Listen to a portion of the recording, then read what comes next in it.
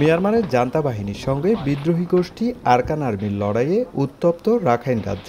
জাতিসংঘ বলছে, আরাকানের বুতিডং ও মংডু শহরে লড়াইয়ের জেরে কয়েক হাজার বেসামরিক লোক বাস্তুচ্যুত হয়েছেন, যার মধ্যে আনুমানিক ৪৫,০০০ রোহিঙ্গা পালিয়ে বাংলাদেশ সীমান্তবর্তী মিয়ানমারের গ্রামগুলোতে আশ্রয় নিয়েছে। আন্তর্জাতিক আইন অনুযায়ী বেসামরিক নাগরিকদের সুরক্ষার আহ্বান জানিয়েছে জাতিসংঘ। কক্সবাজারের উখিয়া ও টেকনাফে গেল ৭ বছর ধরে বসবাস করছে মিয়ানমারের ১২ লাখের বেশি রোহিঙ্গা নাগরিক, যাদের কারণে নানামুখী সংকটে কক্সবাজার। নতুন করে আর একজন রোহিঙ্গাও অনুপ্রবেশ চান না স্থানীয় জনপ্রতিনিধিরা। মায়ানমার এবং যেসব ওইখানে কনফ্লিক্ট জোন আছে ওইখানে দরকার ওরা পিস কিপিং ফোর্স দিয়ে ওদের লোকগুলো যাতে ওইখানে থাকে, রাখাইন স্টেটে থাকে, কারণ আমরা আর বাড়তি ঝামেলা নিতে চাই না। সংশ্লিষ্ট প্রশাসনকে বলবো, যে যেমন বিজিবিকে বলবো, যাতে এই রোহিঙ্গাগুলো যাতে বাংলাদেশে না আসে।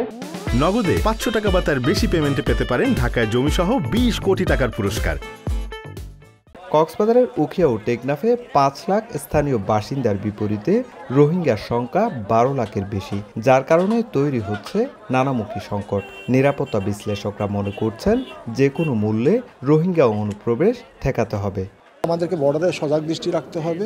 ল এনফোর্সিং এজেন্সি এবং আমাদের যে গোয়েন্দা সংস্থাগুলো আছে ওরা রাখছে। বাংলাদেশ সরকার কিন্তু ডিপ্লোম্যাটিক মানে যে সমস্ত স্টেপগুলো আছে ওগুলোও কিন্তু দে আর ওয়ার্কিং।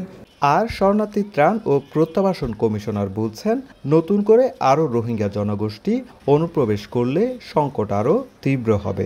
মিয়ানমার এবং আন্তর্জাতিক শক্তিগুলো, আমাদের বন্ধু রাষ্ট্রগুলো, প্রতিবেশীরা এই সংকট দ্রুত সমাধান করবে এবং আমরা আমাদের যে কাঙ্ক্ষিত প্রত্যাবাসন সেটি শুরু করতে পারব। মিয়ানমারের রাখাইনে চলমান সংঘাতের জেরে পালিয়ে বাংলাদেশে আশ্রয় নেয় দেশটির সেনা ও বিজিবি সদস্যরা। তাদের মধ্যে ৬১৮ জনকে স্বদেশে ফেরত পাঠানো হয়। সুজাউদ্দিন রুবেল, সময় সংবাদ, কক্সবাজার।